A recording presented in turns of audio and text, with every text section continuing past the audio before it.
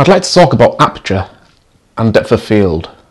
We know that we can use aperture to control the amount of light that hits the centre. The larger the aperture, the more light what hits the centre. The smaller, the less. But we can also use this to control depth of field. Say I put my camera here and I was to focus in on this pepper pot and have a big aperture as big as it'll go, then it'd only focus into from about there to there on a 1.8 aperture. Now, the larger the number of aperture means the smaller the hole and the larger depth of field. But it doesn't just affect the depth of field to the back, but it also affects the depth of field in front of the object.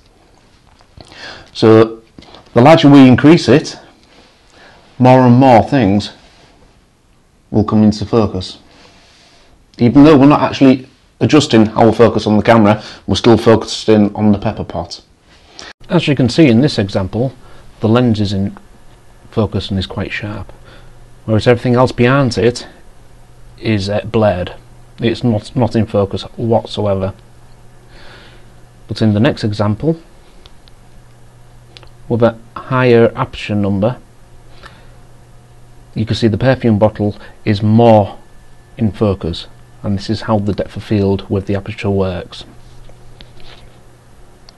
Now that we understand how aperture and depth of field works, we've also got to take into consideration that with a smaller aperture or a higher aperture number, we are letting in less light, and with this we use the shutter speed.